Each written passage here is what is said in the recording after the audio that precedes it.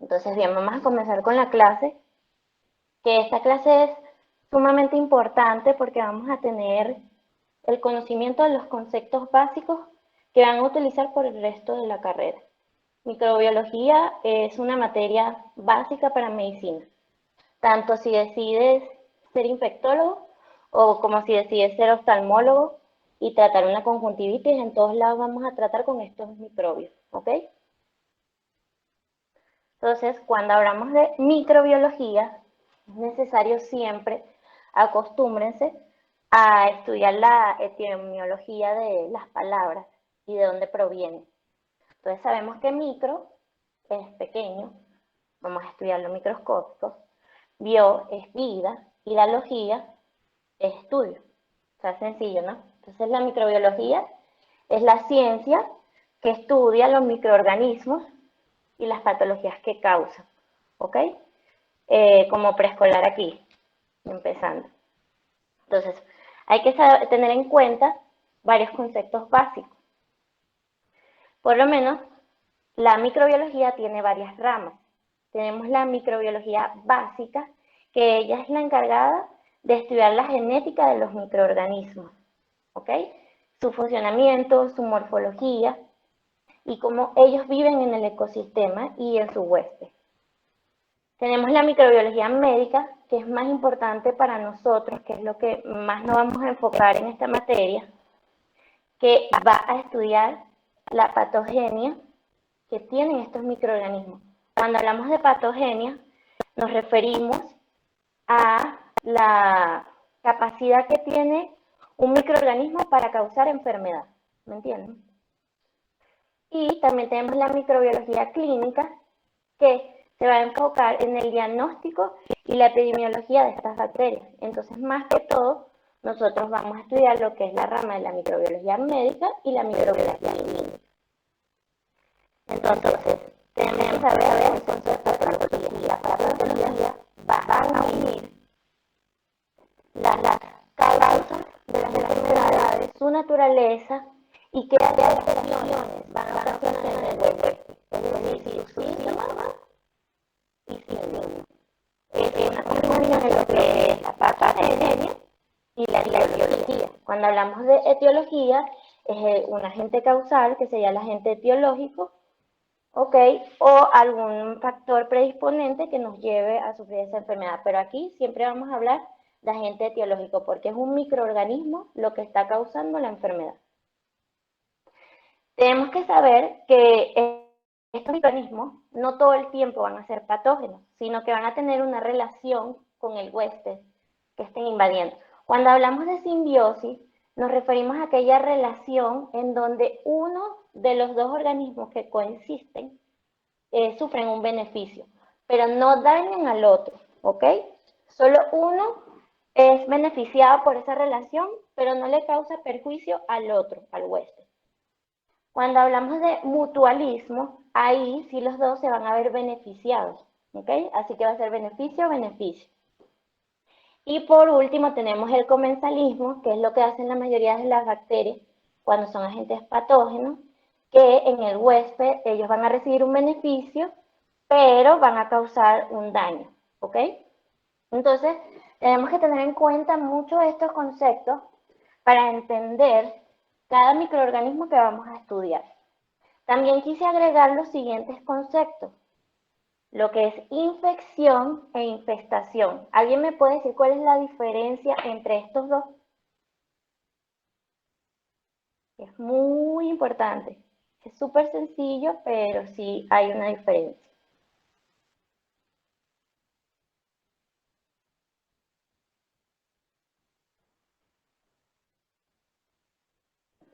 Ajá, como que están raspados porque ninguno sabe. Ajá. La infección es cuando nos referimos que un microorganismo tiene la capacidad de adherirse a un huésped y causar una enfermedad. En cambio, infestación es cuando no es un microorganismo, también es algo que causa enfermedad, pero son organismos macroscópicos, como lo son los piojos. O sea que si a nosotros nos da piojos en el preescolar, eso es una infestación, pero si nos da una neumonía por un estreptococo, eso sería una infección del sistema respiratorio. ¿Me entienden? También hay que saber dos diferencias esenciales, que es la bacteremia, que se refiere a la presencia de bacterias en sangre, ¿ok? Pero sin causar una sintomatología, o sea que tenemos presencia de bacterias en sangre y ya nos referimos a bacteremia. Recuerden que el torrente sanguíneo suele ser netamente estéril. Y entonces pasamos a la septicemia, que son muy parecidos. La septicemia no es más que una bacteremia que causa, síntomas y signos de enfermedad. Y hay una respuesta sistémica inflamatoria, que eso sería decir, que es el síndrome inflamatorio sistémico, ¿ok? Casi no se utiliza ya el término de septicemia porque es redundante, sino que nos referimos a sepsis. Si ya hablamos de shock séptico, estamos hablando de que hay signos y síntomas y el huésped tiene una hipotensión, está desequilibrado y ahí podemos usar lo que sería la escala del SOFA, que deberían investigarlo, SOFA, que es una escala que mide el disfuncionamiento de los órganos, ¿ok? Ahí estaríamos hablando de shock séptico, que es ocasionado por microorganismos que infectan al cuerpo, ¿me entienden? Ahora bien, existen dos tipos de células y tenemos que ubicarnos en cuáles van a ser los tipos de células que nosotros vamos a estudiar. Están las eucariotas, que son de origen animal, que son las que tenemos nosotros, porque tienen la presencia de organelos. La célula vegetal y las células de los hongos. O sea que uno de los microorganismos que nosotros vamos a estudiar en esta materia es una célula eucariota, ¿ok? En cambio, las células procariotas no tienen un núcleo definido, sino un nucleoide. Y ahí tienen una partícula de ADN que va a estar enviada y que va a dar las instrucciones para reproducir la bacteria. Va a tener una membrana, una cara, un flagelo. ¿Okay? Lo que tienen en común las células eucariotas y procariotas, que no se les vaya a olvidar, es que tienen ribosomas. Tienen que tomar en cuenta que como las procariotas no tienen organelos, el ribosoma no es un organelo. El ribosoma nada más es una estructura citoplasmática que se mantiene ahí en la bacteria y ayuda a la producción de proteínas. En cambio, lo que sería la mitocondria, el retículo endoplasmático y todo lo que posee la célula eucariota, sí son organelos porque tienen una membrana lipídica que los recubre, ¿ok? Entonces, ¿cuáles son las células procariotas? Son las células arqueas, que son las llamadas bacterias antiguas, pero estas no tienen como un fundamento en esta materia porque no son patógenas. Ellas se encuentran en el mar, en el ecosistema, pero como tal no producen enfermedad ni en los animales ni en los humanos, ¿ok? Y tenemos las bacterias como tal que vamos a estudiar, que son las eubacterias. Y ellas sí viven con nosotros y nos pueden causar enfermedad. ¿Ok? Entonces vamos a empezar con lo que serían las bacterias, que son células procariotas.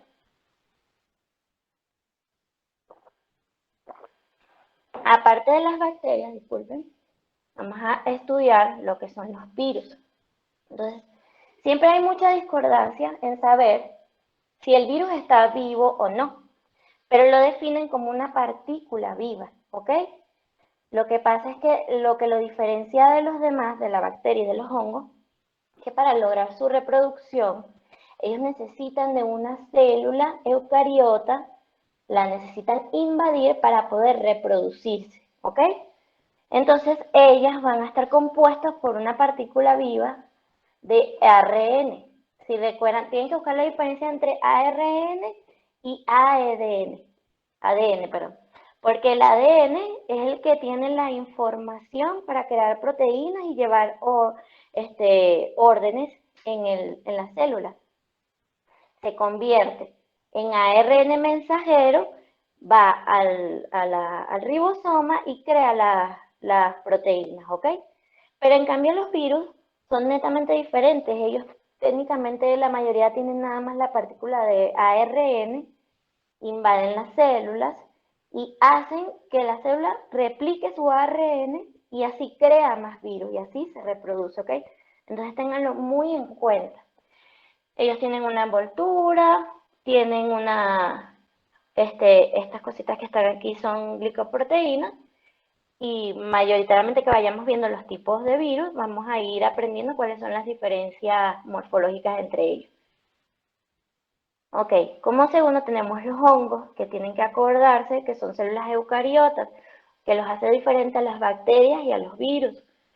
Ellos van a estar de forma como ramificaciones, ¿ok? Esto amarillo que está aquí va a ser su núcleo y estas ramificaciones son los llamados citoplasmáticos.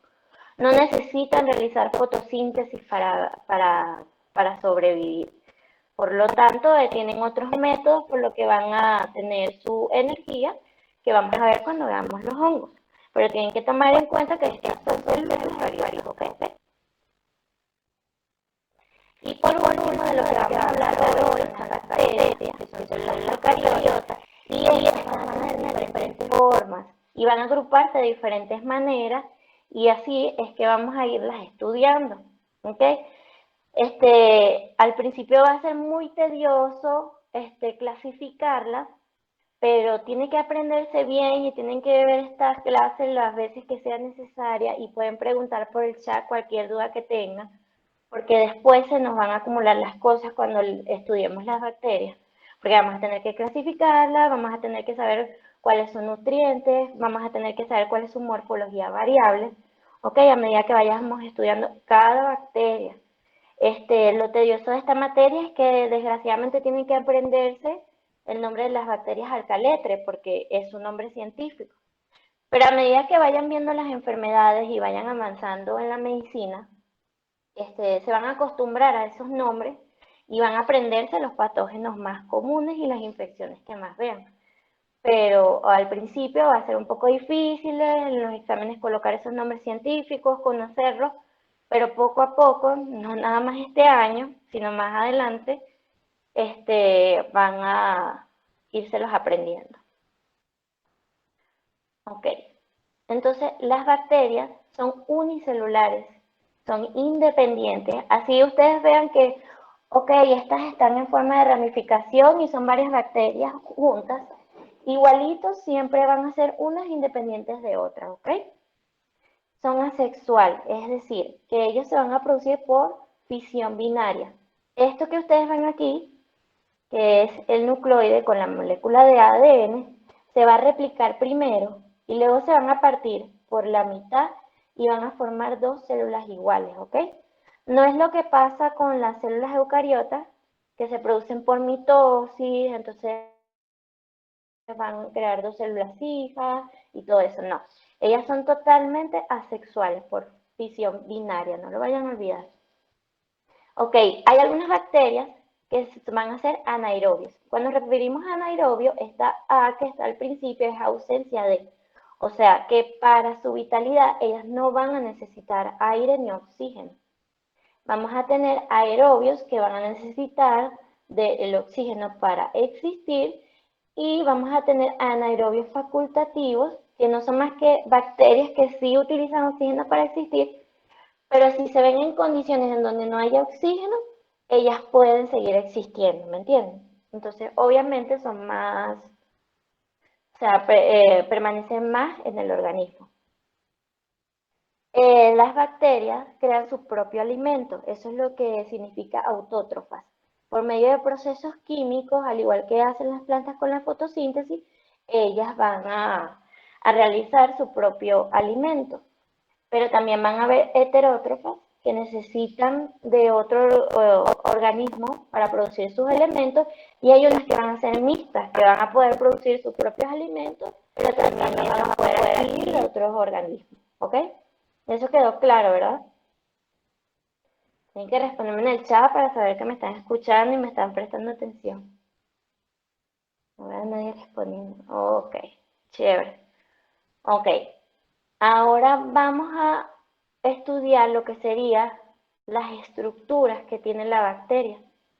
Van a haber unas estructuras que son variables, o sea, que algunas bacterias las van a tener y otras no. Y hay otras estructuras que son permanentes, es decir, que todas las bacterias lo tienen. Entonces vamos a ver las variables primero, que son poquitas. Tenemos primero la cápsula, que es esta barrera que ustedes ven aquí, y eso va a contribuir en un papel patógeno de la bacteria porque evitan la fagocitosis. O sea, saben que los fagocitos, eh, técnicamente digieren la bacteria, o sea, la encapsulan y la digieren. ¿Alguien tiene activo el audio? Por favor, apáguelo. Ok. Entonces, estas bacterias que tienen cápsula van a ser inmunes a ese mecanismo que tiene el sistema inmune, valga la redundancia, para desintegrar la bacteria, ¿ok? Por lo menos tenemos el Streptococcus pneumoniae, que es la principal etiología de la neumonía, que ella no tiene como tal una toxina, pero debido a que tiene la cápsula y puede superar el proceso de fagocitosis, se vuelve infecciosa y puede llevar a una septicemia, la neumonía e inclusive hasta la muerte. Eso es lo que hace poderoso la bacteria Streptococcus pneumoniae. ¿Okay? También otra estructura variable va a ser el flagelo. Esto que vemos aquí va a servirle a la bacteria de locomoción. No todas la tienen. Entonces esto va a ser un papel principal para que la bacteria llegue a su célula diana. Cuando hablamos de célula diana, es la célula que tiene preferencia la bacteria para infectar, ¿ok? Por eso no todas las bacterias pueden infectar el mismo sistema en nuestro cuerpo. Y no todas la tienen, obviamente las que la tengan va a ser más fácil de que lleguen a su célula diana a las que no. Por lo tanto van a tener más factores de virulencia que vamos a ver más adelante para causar enfermedad. El pili son estos pelitos que tiene aquí la bacteria, que es la capacidad para unirse al receptor de su célula diana, infectarla y destruirla o causar efectos nocivos en el organismo, ¿ok? Entonces tienen que tener en cuenta estas tres estructuras que son variables, no todas las bacterias lo van a tener.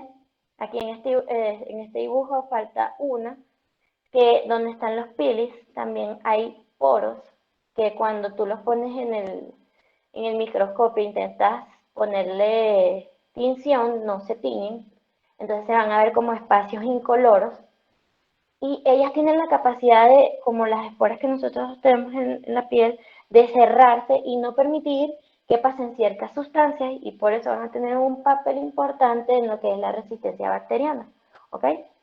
Entonces, los flagelos, la cápsula, el pili y los poros son estructuras variables de las bacterias, ¿ok? Entonces ahora vamos con las estructuras permanentes que tienen todas las bacterias. Van a tener una pared celular, que es lo que está por debajo de la cápsula, y esta va a contribuir también como protección, ¿ok? Tenemos la membrana celular, que esta membrana, al igual que la membrana celular de las células eucariotas, de nuestras células, son, son selectivas, ¿ok? Ellas son semipermeables y solo van a permitir que ciertas sustancias pasen al citoplasma de las bacterias, ¿ok? Y eso también sirve como defensa.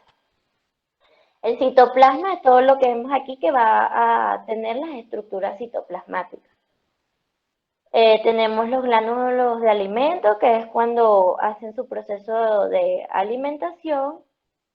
Tenemos los mesosomas, que estos son como invaginaciones de la membrana celular, ¿ok? Y que va a tener un papel también en la virulencia porque va a atrapar ciertas enzimas y no va a permitir que, aunque hayan pasado la pared celular, la cápsula y la membrana celular, lleguen al citoplasma, ¿ok? Y le hagan daño a la bacteria. Tenemos los ribosomas, que recuerden que es lo único que tenemos en común entre la célula eucariota y procariota, ¿ok? Y estos son los que producen proteínas. Y tenemos el nucleoide, que es esto que vemos aquí, que es la partícula de ADN que está corrugada en el citoplasma. Ah, bueno, y falta el plasmido, que esto es interesante porque está totalmente aparte de la partícula de ADN, pero es un clon de esta. Y esta va a modificarse para crear resistencia ante los antibióticos. Por eso al pasar del tiempo, mayoritariamente vemos más bacterias que son resistentes a múltiples antibióticos. ¿Ok? Por el plasmido. Así le pase algo a esta molécula grande, ella es independiente y va a poder replicar y cambiar la bacteria. ¿Ok? Ok, las bacterias tienen diferentes clasificaciones. La primera clasificación es por su forma y la segunda es por los flagelos. ¿Ok? Este es súper fácil, quiero que lo visualicen bien. Si está en forma de círculo, obviamente se va a llamar coco. Si está en forma de bastón, lo vamos a llamar bacilo. Si está en forma de coma, se va a llamar vibrio. Si está en forma helicoidal, pero no es muy flexible, se va a llamar espirilo. Y tenemos por último esta forma también el leucoidal, pero son más flexibles. Y ellos se van a llamar espiroquetas, ¿ok? Entonces ya vamos viendo cómo a pesar de que esto se ve fácil, se van uniendo las cosas. Porque si tenemos una bacteria que es un coco, tenemos que saber si es anaerobia, si es aerobia, si tiene células variables, si no, si necesita aire, si no, ¿me entienden? Entonces, todas esas cosas se van uniendo, aunque en esta primera clase. Ellos también se van a agrupar y según se agrupen van a cambiar su nombre. Si se unen en dos, ¿cómo creen ustedes? Ah, el último, no había leído. El último es espiroqueta. ¿Ok? ¿No se ve en la lámina?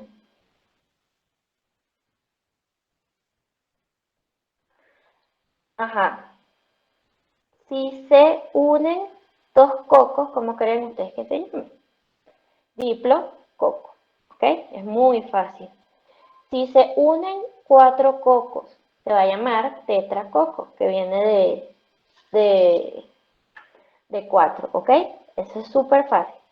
Si los cocos están en línea recta, como aparece aquí, se va a llamar estreptococo. ¿Ok? El estrepto siempre significa lineal. Si los bacilos están en dos, es diplobacilo, ¿ok? ¿Y qué pasa si están en ramificaciones o en racimo de uvas? Se va a llamar estafilococo, ¿ok? Entonces, cuando ya lean estafilococcus aureus, entonces ese germen está así en racimo, ¿me entienden? Sí, lo que le estaba mencionando, Streptococcus pneumoniae, son así como están agrupados y crean infección. Ajá, por los flagelos. Hay unos que nada más van a tener un flagelo y va a venir de monotrica, ¿ok? Cuando tienen varios flagelos, nada más de un solo lado, se va a llamar lofotrica, perdón. Y si están en la periferia, se van a llamar peritrica. Y ahí van a estar dos en cada extremo, que se van a llamar anfítricas. Una de las bacterias que tiene flagelos es como la Helicobacter, que la vamos a estudiar totalmente aparte. ¿Ok? Y ella tiene una capacidad de locomoción y vamos a estudiar cómo es posible que ella sobreviva en el estómago, porque ahorita vamos a ver que no todas las bacterias pueden coexistir. Entonces esa era la clasificación morfológica de las bacterias, por su forma y por los flagelos que posean, ¿ok? Entonces, ahora ellas también se van a dividir por una tinción llamada tinción de Gram, que es muy importante porque va a clasificar las bacterias en Gram positivas y Gram negativas. Este es un proceso en donde agarramos el portaobjeto, fijamos la bacteria, ¿ok? Y el colorante principal va a ser un cristal violeta. Las dos al principio se van a ver violetas. Luego van a utilizar el mordiente Lugol, que no es más que un análogo del yodo, ¿ok? Y entonces va a fijar el colorante. Después van a sumergirlas en alcohol, que es la decoloración, y aquí es donde va a haber una diferencia. Aquí las bacterias gram positivas van a permanecer teñidas y las gram negativas no, ¿ok? Y luego se coloca un segundo colorante que se llama safranina y va a mantener las gram positivas del mismo color y las gram negativas se van a teñir de rojo o rosado, las gram positivas de azul o morado, ¿ok? Entonces aquí podemos ver bacterias gram negativas y bacterias gram positivas. Es súper importante que se aprendan esto porque es la principal clasificación que van a tener las bacterias. Entonces, vamos a ver, eso sí, ya Armando, te voy a explicar ahorita que tienen una diferencia en la membrana plasmática, que tiene una razón de ser por qué pasa eso. Ya ahorita en la siguiente lámina te explico. Por donde me quedé, ajá, tienen que tener importancia porque por lo menos el Staphylococcus aureus es gram positivo, es aerobio, necesita de aire y eso va a conllevar que solo pueda infectar en ciertos lugares. Entonces, respecto a la pregunta de Armando, aquí tenemos la pared celular entre una gram positiva y una gram negativa. La principal diferencia es que las gram positivas tienen todo esto que ves aquí, es peptidoglucano. Y esa proteína tiene la capacidad de retener la tinción de Gram y por eso es que se tiñe. En cambio, si tú te vas a las Gram negativas, tienen una doble capa, pero ellas están compuestas por liposacáridos, ¿me entiendes? Y ellos no son capaces de mantener la tinción. Y por eso, a pesar de que sí tienen peptidoglucano aquí pequeñito en comparación a las Gram positivas, no tienen la capacidad para retener la tinción y por lo tanto, cuando reciben el lavado de alcohol, de no se tiñe, ¿ok? Y aquí vamos a ver que es una doble capa y van a tener el espacio periplasmático que tiene unos poros, estos son poros, que van a permitir entrada de ciertas sustancias, no de todo, ¿ok? Y van a contribuir en defensa de la bacteria. Todavía no, Todavía no sé cuál es peor de las bacterias, pero para mí siguen siendo las gram positivas, porque más adelante van a ver que ellas tienen toxinas que liberan esta membrana y que son letales para el cuerpo. Ajá. ¿Quedó clara la pregunta? Disculpe. Ok, ahora vamos a ver lo que son los factores de virulencia bacteriana. Cuando hablamos de virulencia no es de virus, sino que es la capacidad cuantitativa que tiene una bacteria para causar enfermedad en el huésped, ¿ok? Para causar la enfermedad en el huésped van a necesitar de 7, o no todas pues, pero van a tener que pasar por estos 7 pasos para llegar a infectar el cuerpo. Primero tenemos la adherencia, que eso lo tienen los pilis, que había mencionado antes, que son los pelitos que tienen, la capacidad de adherirse a los tejidos, quedarse ahí, unirse a sus receptores de la célula diana y crear la enfermedad, ¿ok? Tenemos la patogenicidad intracelular, que son aquellas bacterias que tienen cápsula y entonces evitan la fagocitosis y tienen la capacidad de vivir dentro de los fagocitos, imagínense. O sea, dentro de una de las células de nuestro sistema inmune. Tenemos las que son productoras de enzimas que van a degradar los tejidos, ¿ok? Tenemos los factores antifagocíticos, que también tienen que ver con las cápsulas, pero las gram negativas también tienen propiedades antifagocíticas y que van a saltar ese escalón que tiene nuestro sistema inmune como defensa. También está lo que sería la invasión, que es la capacidad de invadir los tejidos, y tenemos el requerimiento de hierro. A pesar de que, por ejemplo, nuestro torrente sanguíneo, nuestra hemoglobina está presente, tiene como compuesto hierro, cuando hablamos de requerimiento de hierro, es de hierro que esté suelto en la sangre. O sea que si tenemos un paciente con sepsis, por lo que la hierro endovenoso sería una locura para el paciente y lo llevaríamos directo a la muerte porque contribuiríamos con la virulencia de la bacteria y su reproducción, ¿ok?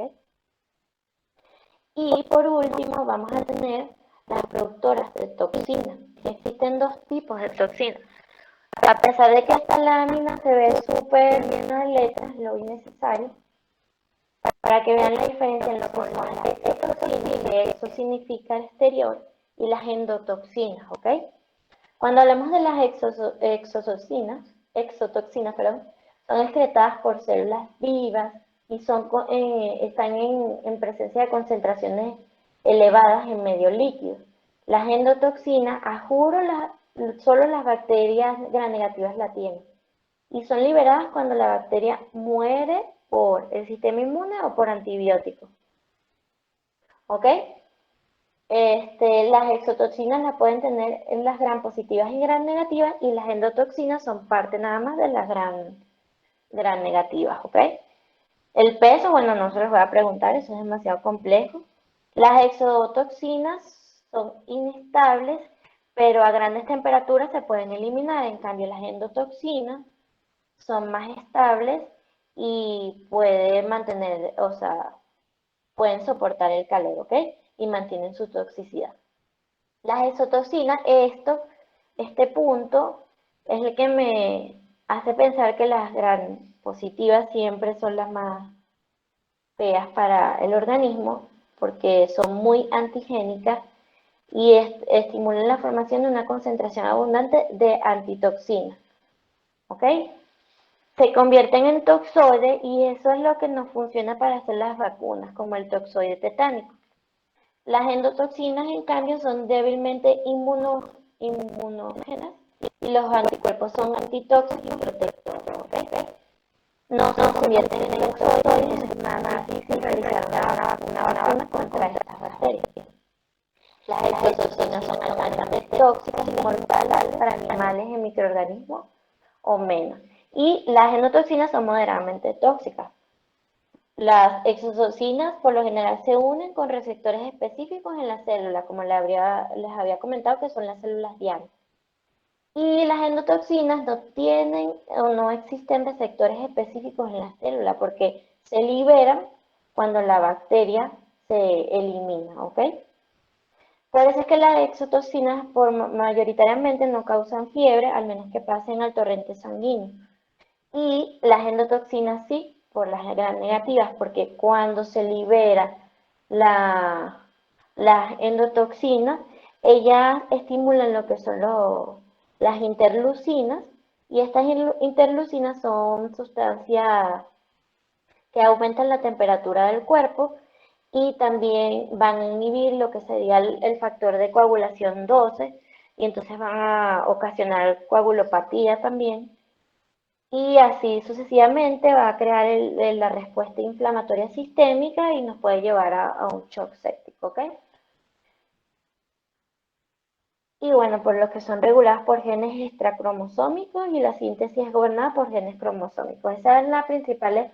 Lo que más me interesa de estas láminas es que se aprendan qué bacterias las producen y cuáles no, los que se convierten en toxoides y cuáles no, cuáles son más tóxicas y cuáles no, y cuáles son las que causan fiebre y cuáles no, ¿ok? Esos son los puntos más importantes.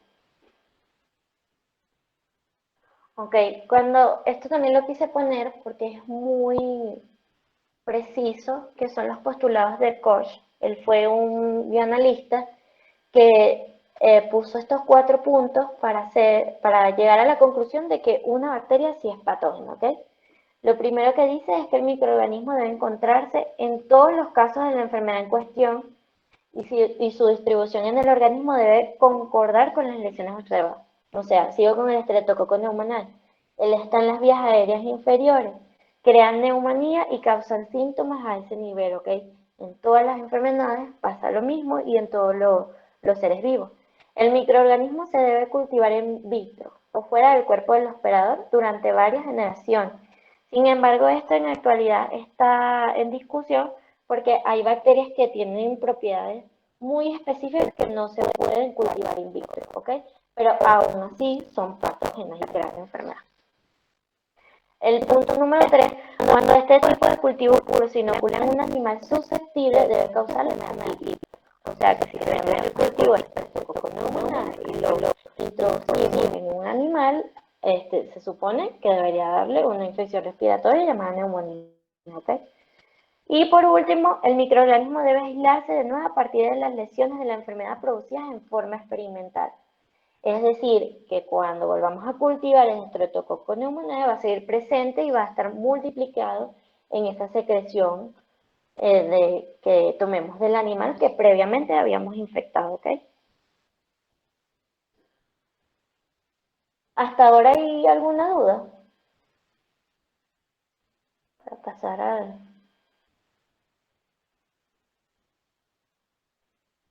Ok, espero que todo haya quedado claro. Eso es lo principal que vamos a ver de las bacterias.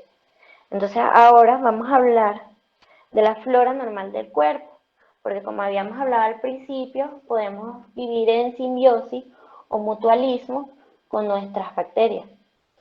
Pero aquí tiene que quedar claro que a pesar de que no existan bacterias en nuestro cuerpo y seamos totalmente estériles, pero que eso es imposible, no necesitamos de ellas para vivir, ¿ok?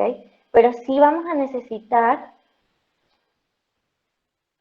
no producen de la misma manera la fiebre, es por otro mecanismo. Cuando las gram positivas son exotoxinas, algunas también tienen endotoxina, esa es la diferencia. Y tiene que llevar la presencia a la sangre para causar fiebre, ¿me entiendes?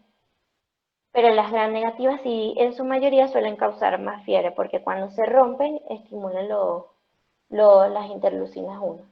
Pero no quiere decir que no la produzcan. Si hay una gran infección por la gram positiva, igualito por el sistema inmune para defenderse va a crear fiebre, ¿ok? Ok, entonces por donde me quedé, la flora normal del cuerpo, no necesitamos de ellas para vivir, pero sí para el correcto funcionamiento de los sistemas. No todos nuestros sistemas van a tener bacterias, hay algunos que son estériles, ¿ok? La microbiota normal de la piel, como todo, o sea, tenemos que llevarnos aquí por la lógica, la piel está expuesta al aire, entonces, ¿qué más vamos a encontrar ahí? Vamos a encontrar bacilos aerobios, ¿ok? Y también podemos encontrar algunos anaerobios porque ellos no necesitan del aire y pueden estar ahí. Y también, el más que todos, van a ser los estafilococos y los enterococos, ¿ok? Hay que saber que hay una flora transitoria y una flora permanente. La transitoria es que, por ejemplo, se queda sonar un poco asqueroso, pero para que les quede el ejemplo, vamos al baño, no nos lavamos las manos y obviamente en el sistema digestivo hay otro tipo de bacterias, como la Escherichia coli, que quedan en las manos. Después cuando pasa el tiempo, por mecanismos de pH, glándulas sebáceas, esa bacteria se va a eliminar y no va a seguir existiendo ahí, por eso es que se llama transitoria. Pero en cambio, los estafilococos siempre van a estar ahí. Como están siempre ahí, cuando hay una herida en la piel, así sea un corte limpio, con un material estéril, siempre hay que mandar antibiótico. Y por eso es que cuando uno opera a un paciente, así no sea invasivo, siempre tiene que mandar antibiótico, porque estamos exponiendo el sistema sanguíneo, que es estéril, a la piel. Y la piel tiene bacterias que pueden causar abscesos, pueden causar forúnculos, y por eso estas van a ser las principales bacterias que van a ocasionar las enfermedades infecciosas en la piel, ¿ok? Entonces, es como cuestión de lógica. Tenemos, en segundo lugar, la microbiota normal de la boca y las vías respiratorias. Cuando nosotros venimos al mundo, estas partes del cuerpo están totalmente estériles, pero justamente cuando pasamos por el canal del parto de la madre y todos esos flujos, nosotros en algún momento los respiramos y empiezan a coexistir las bacterias ahí. Y también en la cesárea, aunque sea un ambiente muy estéril, siempre va a haber un microorganismo por ahí. Entonces, ya a medida que vamos creciendo, en la nariz, que es vía aérea superior, vamos a tener también la presencia de estafilococos, la Corynebacterium, que es la difteria, que no sé si se acuerdan que hubo un brote de difteria y todavía sigue en Venezuela. Bueno, es esta. Streptococcus viridae, Diplococos gram negativo, las levaduras que son las cándidas, que vamos a saber que más que todas las cándidas son hongos oportunistas, que cuando hay una persona inmunosuprimida, que tenga lupus, que tenga sida, estas levaduras van a tener la oportunidad de poder proliferar ahí y por eso es que a veces vemos pacientes con la lengua totalmente blanca y el paladar y es por la producción de esta cándida, ¿ok? También va a haber presencias de espiroqueta. Y justamente estos van a ser los gérmenes que nos van a ocasionar sinusitis bacteriana, que nos van a ocasionar otitis, ¿ok? Que es cuando se producen tanto que aumentan sus factores de virulencia y empiezan a crear una enfermedad. Pero normalmente siempre están ahí con nosotros. La faringe tiene Neisseria, microplasma, streptococos, haemófilos y neumococos. Neumo de neumonía. Entonces, como ven, las principales factores etiológicos de la neumonía van a estar dadas por los microorganismos que se encuentran en la faringe, ¿ok?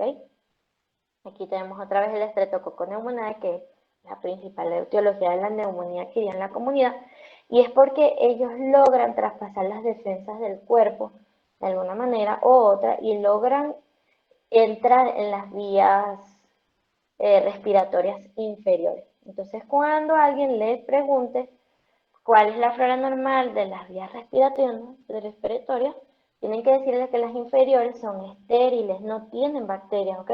Porque eso siempre ha sido una conchita de mango que le encanta preguntar a los doctores. Y entonces uno piensa que como en la nariz, en la faringe hay bacterias, en los pulmones también hay. Pues no es así, son estériles, ¿ok? Y tenemos la microbiota normal del intestino, que aquí también nos vamos a guiar por lógica, no hay presencia de oxígeno, y entonces vamos a tener la presencia de anaerobios, los largoacilos y las enterobacterias, ¿ok? Ellos van a estar presentes en lo que sería la parte del esófago. Cuando pasan al estómago suelen ser eliminadas, pero una vez más, a medida que vayamos yendo del estómago a lo que sería el colon, ellas van en aumento, porque no tienen la capacidad de vivir en pH tan altos como es el estómago por la producción de ácido gástrico, ¿ok? Tenemos la microbiota normal de la uretra, que va a ser la parte, los lactobacilos producen ácido láctico, ¿ok? Eh, es más o menos la degradación de la lactosa y ellos también se van a encontrar en lo que sería la parte de la vagina y son los que van a contribuir a que se mantenga el pH de esta zona, ¿ok? La microbiota normal de la uretra es nada más la parte más distal, o sea, la parte que está más hacia el exterior. Y entonces, por lógica también, van a estar compuestas por un pequeño número de microorganismos de la piel, porque la uretra está más cerca y expuesta de la piel, ¿ok? Y esos son los microorganismos que van a poder ingresar a la uretra. ¿Cómo causan una infección urinaria? Por mecanismos ascendentes, ¿ok? Las bacterias que tengan locomoción van a tener la oportunidad de llegar hasta lo que sería la vejiga y causar infección. Por eso es que las infecciones son más propensas en las mujeres porque nuestra uretra es más pequeña. Entonces tienen que recorrer menos centímetros para llegar a la vejiga y realizar la infección, ¿ok? Pero en cambio en el hombre es casi imposible que puedan recorrer todo eso hasta llegar a su vejiga y causar una infección urinaria baja. Por eso es que cuando hay infecciones urinarias en los hombres siempre va a ser una infección urinaria complicada, ¿ok? La única vez en donde los hombres tienen más infecciones urinarias que las mujeres es cuando son menores de 2 años, pero es justamente porque a veces las mamás no bajan el prepucio y entonces hay acumulación de bacterias ahí, sobrepasan la uretra y quedan en infección. Es la única vez en que los hombres son más propensos a las infecciones urinarias que las mujeres. De resto, es una infección urinaria complicada en los hombres, ¿ok? Pero eso ya lo verán en las patologías como tal. De resto, las vías urinarias superiores son estériles, ¿ok? No tienen bacterias, la orina es estéril. La microbiota normal de la vagina también va a ser afectada por la edad de la mujer, ¿ok? Al principio, al nacer, vamos a tener la presencia de los lactobacilos, van a durar una semana, y después van a haber presencia de cocos y bacilos, que cuando lleguen a la pubertad, otra vez los lactobacilos van a, van a estar en esa zona, van a producir lo que sería ácido láctico y van a mantener el pH ácido de ese lugar, que es conveniente porque las bacterias mayoritariamente no sobreviven en medios ácidos. Por eso es que cuando tomamos antibióticos, estamos inmunosuprimidas, creamos una infección vaginal, bien sea por bacterias o por la cándida, que casi que el 90% de las mujeres alguna vez en su vida va a tener infección por cándida, que se llama candidiasis, pero no necesariamente por transmisión sexual, sino justamente porque los lactobacilos se vieron afectados, el pH se vio afectado y la cándida aprovechó e infectó esa zona, ¿ok? Y cuando viene la menopausa ya tenemos más que todo la parte de los estreptococcus del grupo B, ¿ok? Por eso es que a las mujeres menopáusicas es recomendable darle terapia hormonal para que ellas puedan volver a producir los lactobacilos.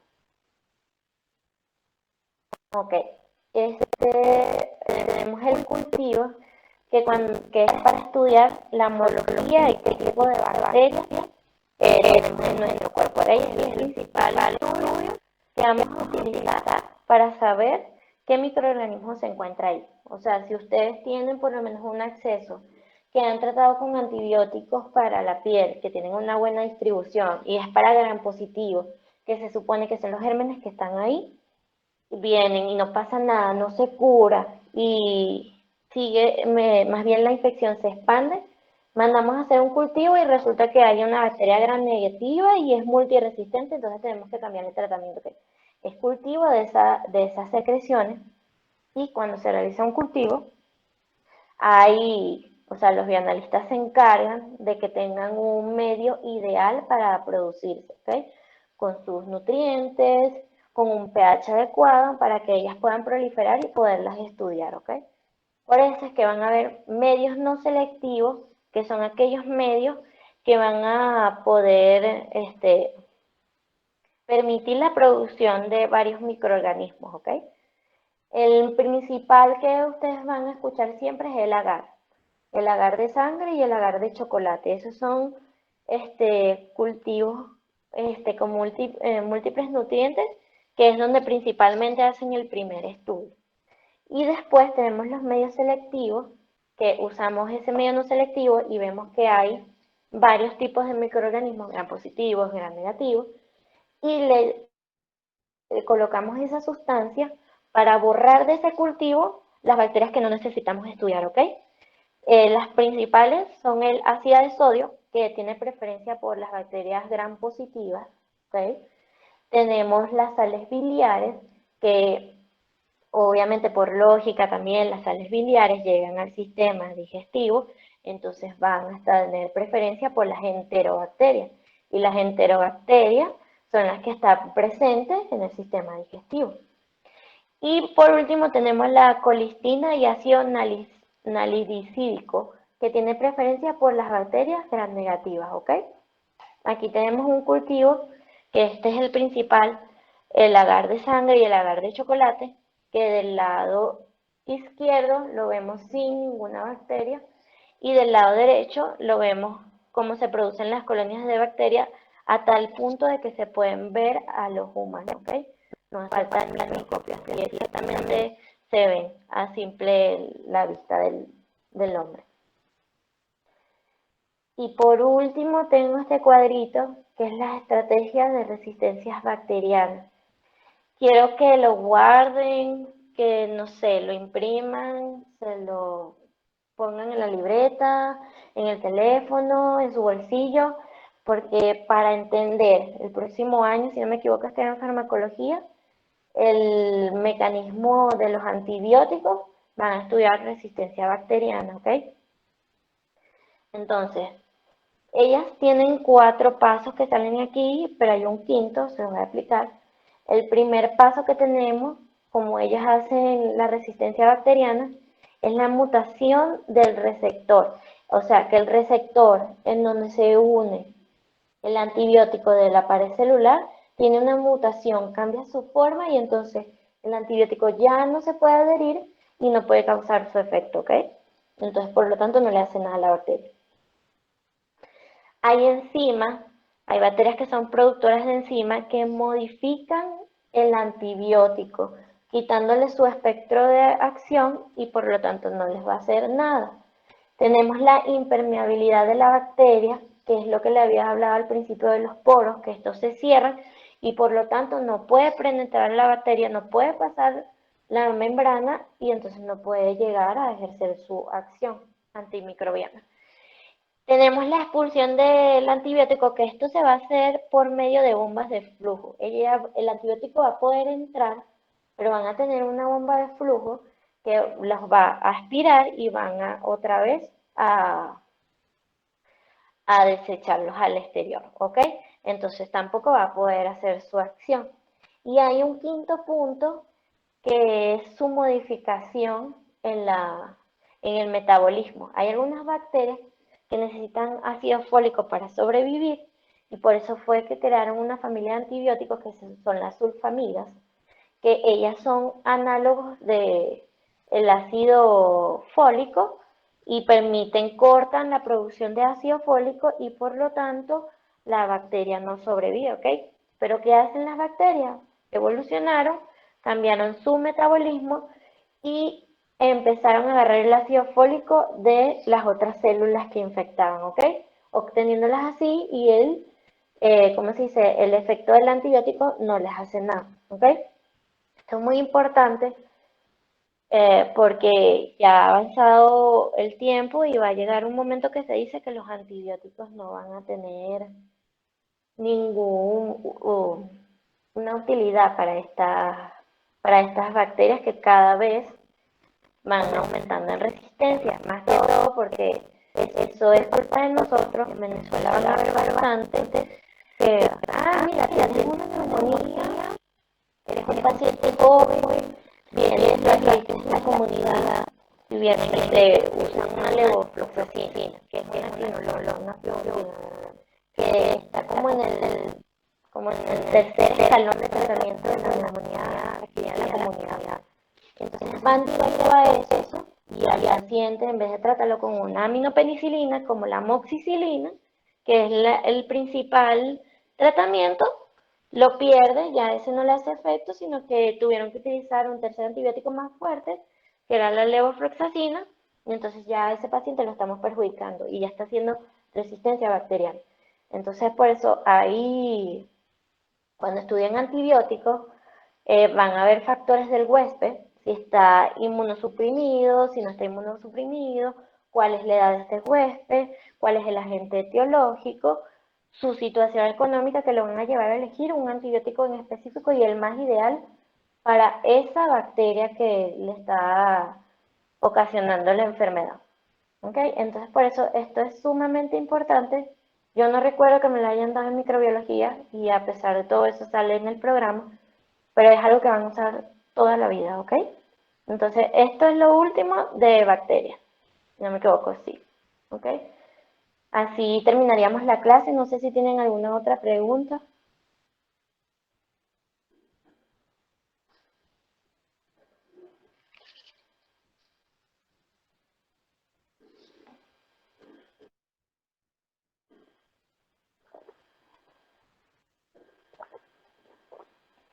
Como que esta última parte no la escuchó nadie, porque no quedó claro.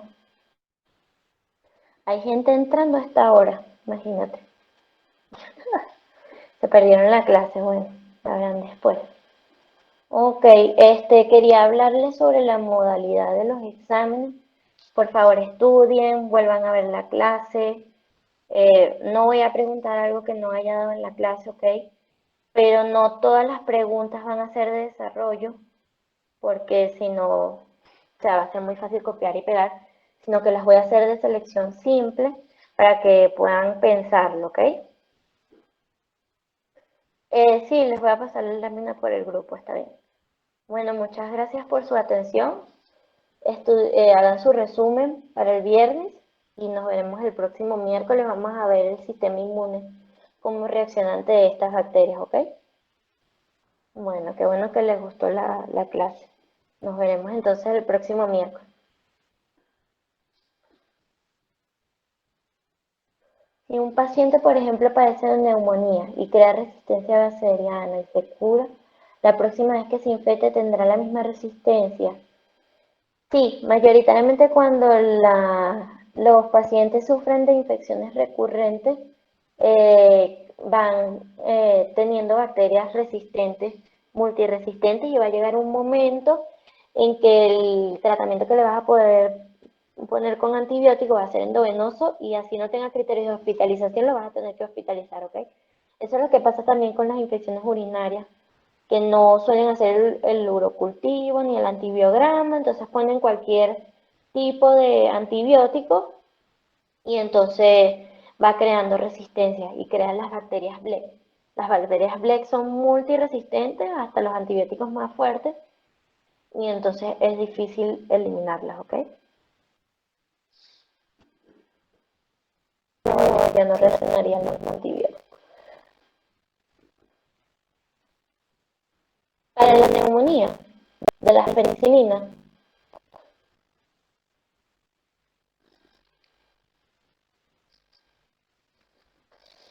¿en qué caso de las penicilinas cuáles son los otros recursos? Me imagino que hermano se refiere a la neumonía, a la que hemos hablado. No, me refiero a que si la bacteria ya creó resistencia a antibióticos. Ah, ok.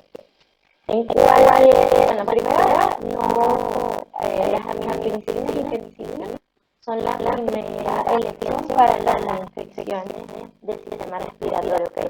Pero van a variar dependiendo del sistema.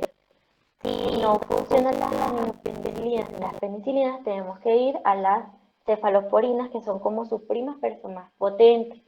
Y después es que pasamos a la fluoroquinolona, ¿ok? Pero eso lo van a saber más cuando estudian todas las familias de los antibióticos. Ah, si no se le puede colocar penicilina porque es alérgico, se le puede colocar una cefalosporina, que son parecidas, ¿ok? Si no, se le puede colocar una sulfamida también, porque a veces también la gente que es alérgica a las penicilinas es alérgica a la cefalosporina. Pero eso sí también lo van a estudiar más a fondo cuando vean antibióticos.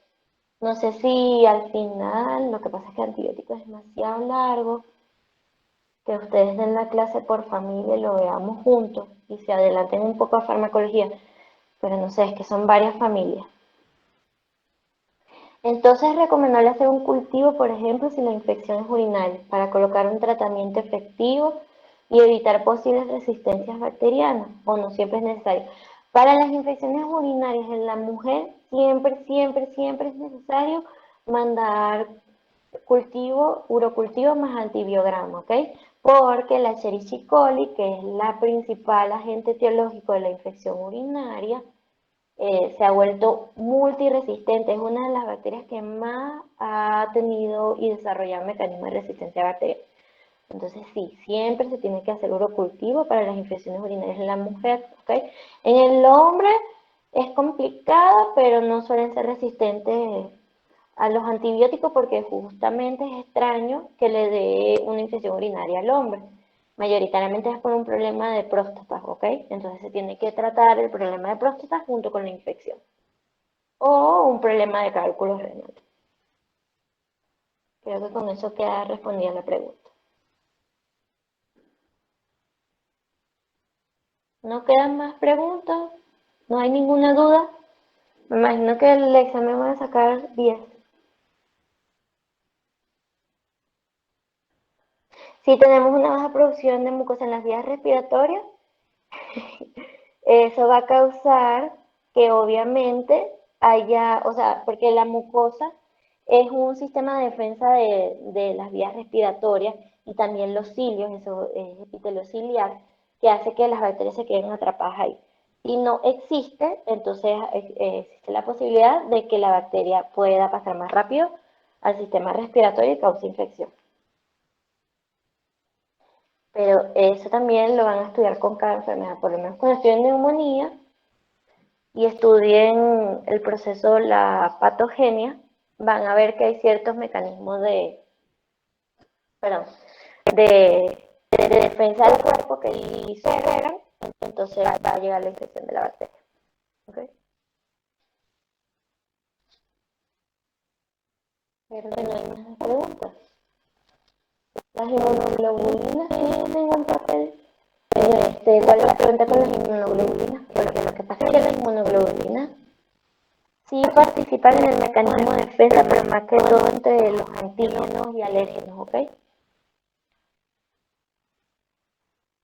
Ok.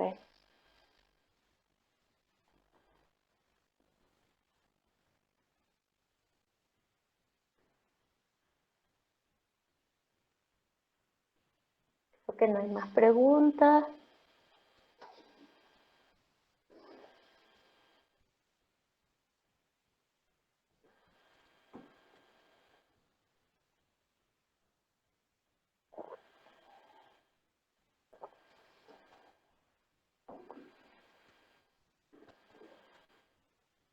Ajá, bueno, si no hay más preguntas que se les ocurra, no les quedó ninguna duda, entonces vamos a terminar la clase. Me avisan.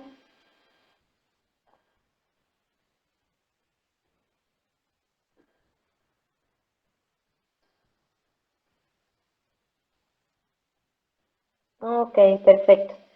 Entonces nos vemos la próxima semana a la misma hora en el mismo lugar. Chévere, qué bueno. Espero que aprendan bastante. Vale, de nada. Hasta luego. Después les paso las clases. Hasta la próxima. Bye.